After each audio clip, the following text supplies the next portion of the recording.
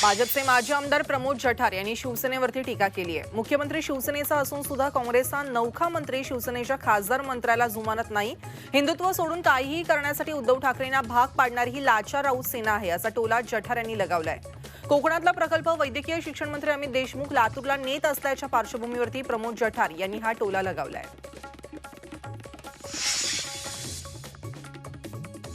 सुशांत सिंग राजपूत आत्महत्या प्रकरणामध्ये महाराष्ट्राची बदनामी करणारे बिहारचे माजी पोलीस महासंचालक गुप्तेश्वर पांडेंचं तिकीट अखेर कापण्यात आलंय। बक्सरमधून निवडणूक लढवण्यासाठी गुप्तेश्वर पांडे उत्सुक होते आणि त्यासाठी त्यांनी जेडीयूमध्ये प्रवेशही केला होता। मात्र जेडीयूने सर्व 121 उमेदवारांची यादी जाहीर केली असून यात गुप्तेश्वर पांडेंचं नाव नाही। तर महाराष्ट्र द्वेष गुप्तेश्वर पांडेंना भोवल्याचा टोला शिवसेना आमदार प्रताप सरनाईक यांनी यावर लगावलाय। आरक्षणावरती आलेली स्थगिती हटवण्यासाठी विनोद पाटील यांनी केलेला विनंती अर्ज सर्वोच्च न्यायालयातील प्रबंधाकडे दाखल करण्यात आलाय। सर्वोच्च न्यायालयाने मराठा आरक्षण स्थगित करण्याबाबत पारित केलेला 9 सप्टेंबर 2020 रोजीचा आदेश रिक्त करण्यात यावा, यासाठी विनोद पाटील यांनी मराठा समाजातर्फे 12 सप्टेंबर 2020 रोजी अर्जाद्वारे विनंती केली होती। मराठा प्रश्नावरती तोडगा काढण्यासाठी दोन्ही राज्ये आपापल्या परीने प्रयत्न करत आहेत। सुप्रीम कोर्टात मुख्य बेंच समोर हा प्रश्न सुटेल अशी आशा जलसंपदा मंत्री जयंत पाटील यांनी झी24 तासला दिलेल्या विशेष मुलाखतीत व्यक्त केली आहे। भाजपच्या केंद्र सरकारमुळे आणि महाराष्ट्राच्या तत्कालीन देवेंद्र फडणवीस सरकारमुळे मराठा समाजावरती ही वेळ आली, असा आरोप भटक्या विमुक्तांचे ओबीसी समाजाचे नेते आणि माजी खासदार हरिभाऊ राठोड यांनी पत्रकार परिषदेत केलाय। गोरबंजारा समाजाला न्याय मिळण्यासाठी येत्या 15 ऑक्टोबर रोजी डफडा बजाव आंदोलन करण्यात येणार असल्याचंही हरिभाऊ राठोड यांनी सांगितलंय। एमपीएससीच्या परीक्षा झाल्या तर राज्य सरकारला वाईट परिणाम भोगावे लागतील असा सज्जड इशारा खासदार छत्रपती संभाजीराजे यांनी दिलाय। एमपीएससीची सर्व परीक्षा केंद्र 11 ऑक्टोबरला बंद करणार असल्याचाही इशारा त्यांनी दिलाय। नवी मुंबईमध्ये मराठा आरक्षण बैठकीमध्ये ते बोलत होते आणि त्यांच्या या इशाऱ्यामुळे आता एमपीएससीच्या परीक्षांबाबत पेच निर्माण होण्याची शक्यता आहे। एमपीएससीची परीक्षा पुढे ढकलावी याच मागणीसाठी शिवसंग्रामच्या विनायक मेटेंनी मराठा आरक्षण मंत्रिमंडळ उपसमितीचे अध्यक्ष अशोक चव्हाणांची भेट घेतली। या संदर्भात मुख्यमंत्र्यांसोबत बैठक होणार असल्याचंही मेटेंनी सांगितलंय। आरक्षणाच्या मागणीसाठी एमपीएससीची परीक्षा रोखणं हे चुकीचं आहे। एमपीएससीची परीक्षा घेतलीच पाहिजे अशी भूमिका ओबीसी नेते श्रावण देवरे यांनी घेतली आहे। तर दुसरीकडे भटक्या विमुक्तांचे आणि ओबीसी समाजाचे नेते आणि माजी खासदार हरिभाऊ राठोड यांनी मराठा आरक्षणाला पाठिंबा व्यक्त केलाय। मराठा आरक्षणाला विरोध नाही, मात्र त्यासाठी परीक्षा पुढे ढकलण्याची गरज नाही असं मत एमपीएससी देणाऱ्या बहुतांश विद्यार्थ्यांनी व्यक्त केली आहे। राजकीय पक्ष, विविध संघटना तसेच सरकारने विद्यार्थ्यांच्या भवितव्याशी खेळू नये, यातून विद्यार्थ्यांचं मोठं नुकसान होईल अशी प्रतिक्रियाही त्यांनी व्यक्त केली आहे। मराठा आरक्षणासाठी नांदेडमध्ये खासदार प्रताप पाटील चिखलीकर यांच्या घरासमोर जागर आणि भजन आंदोलन करण्यात आलं। स्वाभिमानी संभाजी ब्रिगेड आणि सकल मराठा समाज संघटनेच्या वतीनं हे आंदोलन करण्यात आल्याचं कळतंय। खासदार चिखलीकर देखील या आंदोलनात सहभागी झाले होते। तर मराठा समाजाच्या आरक्षणासाठी लागेल ती मदत करू असं आश्वासनही त्यांनी दिलंय। बीडमध्ये मराठा आरक्षण प्रश्नावरून मराठा समाज आक्रमक झाला आहे। परळी तालुक्यातील दादाहरी वडगाव गावामध्ये धरणं आंदोलन सुरू आहे। महिला आणि मुलांसह ज्येष्ठ नागरिकांचाही या आंदोलनात सहभाग आहे। काल सकाळपासून सुरू करण्यात आलेलं हे आंदोलन दिवस रात्र सुरूच राहील आणि असा निर्धार गावकऱ्यांनी बोलून दाखवलाय। राज्यात बोगस क्रीडा प्रमाणपत्राचा घोटाळा उघडकीस आला असून तब्बल 259 जणांनी ट्रॅम्पोलिन आणि टबलिंग या खेळांचं बोगस क्रीडा प्रमाणपत्र मिळवल्याचं चौकशीमधून पुढे आलंय। बाजारामधून 1 लाखांपासून ते 3 लाखांना ही प्रमाणपत्र विकत घेता येत होती। 259 जणांच्या प्रमाणपत्राची पडताळणी केल्यानंतर ही सगळी प्रमाणपत्र क्रीडा विभागानं रद्द केली आहेत। धक्कादायक म्हणजे या प्रमाणपत्राच्या आधारे तब्बल 32 जणांनी विविध खात्यामध्ये सरकारी नोकरी सुद्धा मिळवली आहे आणि या सगळ्यांची नोकरी आता जाणार आहे। नागपुरात बोगस क्रीडा प्रमाणपत्र घेणाऱ्यांच्या विरोधातल्या मोहिमेला वेग आलाय। नागपुरात 22 खेळाडूंची प्रमाणपत्र बोगस असल्याचं निष्पन्न झालं। या 22 जणांची प्रमाणपत्र रद्द करण्यात आली असून 22 जणांच्या विरोधात गुन्हा दाखल होणार आहे। बनावट प्रमाणपत्र प्रकरणी नागपूर पोलिसांनी अगोदर 2 जणांना अटक केली असून या प्रकरणी झी24 तासने पाठपुरावा केला होता।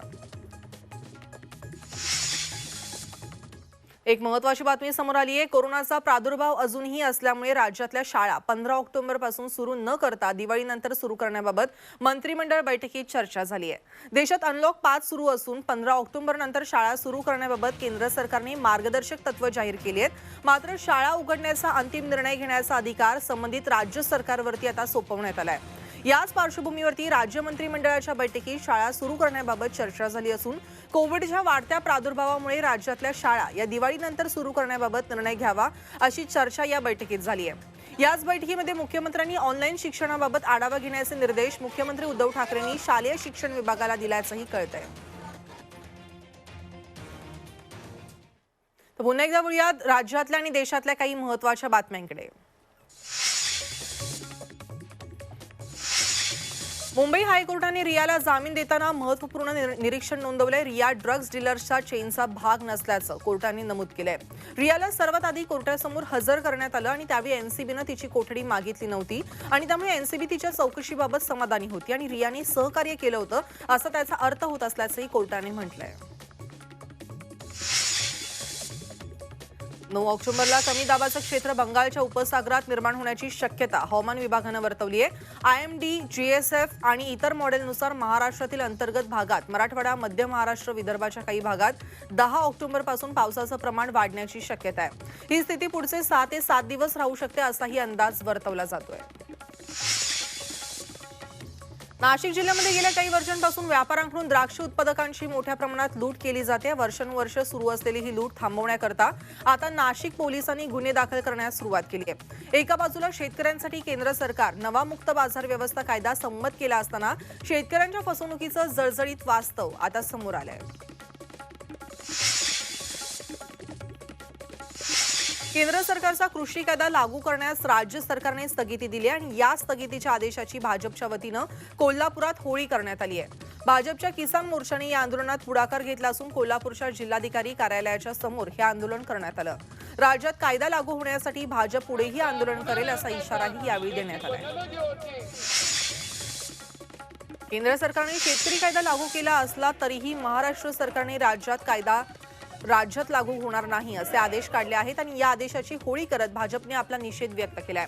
राज्य सरकार शेतकऱ्यांचं नुकसान करत असून भाजप शांत बसणार नाही अशी भूमिका माजी विधानसभा अध्यक्ष आमदार हरिभाऊ बागडे यांनी मांडली आहे। शेतकऱ्यांना बाजारपेठ खुली करणाऱ्या कायद्याला राज्य सरकारने स्थगिती दिली असून या स्थगितीविरोधात भाजपने चंद्रपुरात निषेध आंदोलन केलंय। कृषी विधेयकांमुळे शेतकऱ्यांना खऱ्या अर्थाने स्वातंत्र्य मिळणार आहे, मात्र शेतकऱ्यांबाबत महाविकास आघाडी सरकारने पुतना मावशीचं प्रेम दाखवत या कायद्याला स्थगिती दिली आहे असा आरोपही भाजपने केलाय। केंद्र सरकारच्या नव्या कृषी कायद्याविरोधात यवतमाळमध्ये शेतकरी वारकरी संघटनेच्या नेतृत्वात भूमिपुत्रांच्या मोर्चा जिल्हाधिकारी कार्यालयावरती धडकलाय। हे कायदे व्यापारी धार्जिणे असून यामुळे शेतकऱ्यांची प्रचंड लूट होईल अशी टीका संघटनेचे अध्यक्ष सिकंदर शहा यांनी केली आहे। तसंच कायदे रद्द करण्याचा अल्टिमेटमही देण्यात आलाय। वाशिममध्येही भाजप कार्यकर्त्यांनी राज्य सरकार विरोधात आंदोलन केलं असून केंद्र सरकारच्या कृषी कायद्याला स्थगिती दिल्यामुळे आमदार राजेंद्र पाटणी यांच्या नेतृत्वामध्ये हे आंदोलन करण्यात आलं। जिल्हाधिकारी कार्यालयाच्या परिसरात यावेळी राज्य सरकारच्या स्थगितीच्या आदेशाची होळीही करण्यात आली आहे। वर्ध्यामध्ये युवा परिवर्तन संघटनेच्या कार्यकर्त्यांनी कृषी अधीक्षकांच्या कार्यालयाची तोडफोड केली असून पेरलेल्या सोयाबीनबाबत तक्रारींचं निवेदन देण्यासाठी काही कार्यकर्ते कृषी अधीक्षक कार्यालयात गेले होते। यावेळी कार्यालय प्रमुखांनी उद्धटपणे उत्तरं दिल्यामुळे संतापलेल्या आंदोलकांनी कार्यालयातल्या खुर्च्यांची तोडफोड केली आहे आणि त्यानंतर बाहेर येऊन कार्यालयाला टाळं ठोकलंय। बातमी वाशिममधून। वाशिम जिल्ह्यातील शेतकऱ्यांना सिंचनासाठी वीज पुरवठा करण्यासाठी आवश्यक असलेले 201 रोहित्र ऑइल विना गेल्या काही महिन्यांपासून धूळ खात पडलेत। शेतकरी हे रोहित्र मिळवण्याची प्रतीक्षा करतायत, परंतु रोहित्रासाठी आवश्यक सिलिकॉन ऑइलच उपलब्ध नसल्यामुळे दुरुस्ती नसल्याने शेतकऱ्यांना हे मिळू शकलं नसल्याचं कळतंय। परिणामी शेतकऱ्यांचा खरीपासह रब्बी हंगामही आता धोक्यात आलाय। लातूर नांदेड या राष्ट्रीय महामार्गावरील खड्ड्यांवरून महाराष्ट्र नवनिर्माण सेनेतर्फे महामार्गावरती झोपा काढो हे आंदोलन करण्यात आलं। चाकूर तालुक्यातील चापोलीमध्ये तहसीलदार आणि राष्ट्रीय रस्ते विकास प्राधिकरणाच्या अधिकाऱ्यांदेखत हे आंदोलन करण्यात आलंय। यावेळी काही काळ या अधिकाऱ्यांना या खड्ड्यामध्ये बसवलं आणि त्यामुळे काही काळ तणावही निर्माण झाला होता। सोलापूरमध्ये उच्च शिक्षित तरुणीला व्यावसायिक कर्ज देण्यास टाळाटाळ केल्यामुळे एसबीआयच्या मुख्य प्रबंधकाच्या अंगावरती शाई फेकण्याचा प्रकार घडलाय। या तरुणीनं कागदपत्रांची पूर्तता करूनही तिला कर्ज नाकारण्यात आलं। त्यामुळे संभाजी ब्रिगेडच्या कार्यकर्त्यांनी सोलापूरच्या बाळीवेशच्या शाखेमध्ये जाऊन आंदोलन केलंय। किसान सभेने गावागावात किल्ले शिवनेरीच्या पायथ्यापासून पायी मोर्चाची सुरुवात केली आहे। रोजगार हमीच्या कामांच्या मागणीसाठी हा मोर्चा काढण्यात आलाय। शुक्रवारी हा पायी मोर्चा जिल्हाधिकारी कार्यालयावरती धडकणार असल्याचं कळतंय। तातडीने रोजगार हमीच्या कामांची सुरुवात करावी, तसेच नागरिकांना कामाचा मोबदला वेळेत मिळावा या मागण्यांसाठी मोर्चाचं आयोजन करण्यात आलंय। राज्य सरकारने अद्याप मंदिर उघडण्यास परवानगी दिली नसल्यामुळे येत्या 13 ऑक्टोबरला राज्यात एक दिवसीय लाक्षणिक उपोषण पुकारण्यात आलंय।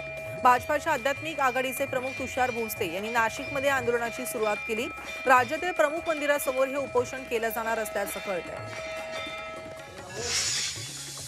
मास्कचा काळा बाजार रोखण्यासाठी आणि दर नियंत्रणात ठेवण्यासाठी राज्य सरकारने पावलं उचलली आहेत। आता मास्कचे दर हे 4 पटीनं कमी होतील अशी माहिती आरोग्यमंत्री राजेश टोपे यांनी दिली आहे। मास्कचे दर नियंत्रित करण्याबाबतच्या समितीचा अहवाल हा प्राप्त झाला असून मास्कचे दर अव्वाच्या सव्वा वाढवून नफा कमवला जात असल्याची कबुली टोपेंनी दिली आहे। मुंबईतील बेस्टच्या मदतीला आता रत्नागिरी एसटी विभाग धावून आलाय, कारण रत्नागिरी एसटी विभागातून 100 गाड्या रवाना होणार आहेत। शिवाय चालक आणि वाहकांच्या 200 जोड्या देखील रवाना होतील। यापूर्वी मुंबई शहरातील अत्यावश्यक सेवा बजावणाऱ्या अधिकाऱ्यांच्या मदतीसाठी एसटी धावली होती।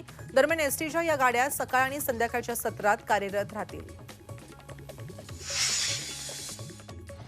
सोलापूर बार्शी राज्यमार्गाची दुरवस्था झाली असून सार्वजनिक बांधकाम विभागाच्या भोंगळ कारभारामुळे हा रस्ता मंजूर होऊनही रखडलाय। नुकतंच जिल्हाधिकाऱ्यांनी बार्शीचा दौरा केला असून यावेळी त्यांनीही या रस्त्याचा अनुभव घेतला आणि त्यामुळे किमान आता तरी जिल्हा प्रशासन आणि राज्य शासन यांची दखल घेत आहे का याकडे गावकऱ्यांचं लक्ष लागलंय। कोरोनाच्या प्रादुर्भावामुळे पालिकेच्या तिजोरीला झळ पोहोचल्याचं निमित्त साधत पालिकेनं सर्वसामान्य ठाणेकरांना मालमत्ता कर माफ केला नाहीये। मात्र त्याच पालिकेनं मेट्रो प्रकल्प राबवत असताना 2017 ते 2019 या कालावधीमध्ये वर्धित दराने मेट्रो विकास शुल्क वसूल केलं नसल्याचं कळतंय आणि विकासकांना त्यांनी मात्र ओसी दिली आहे आणि त्यामुळे तब्बल 308.12 कोटींच्या महसुलाचं नुकसान झाल्याचं कॅगच्या अहवालात उघड झालंय।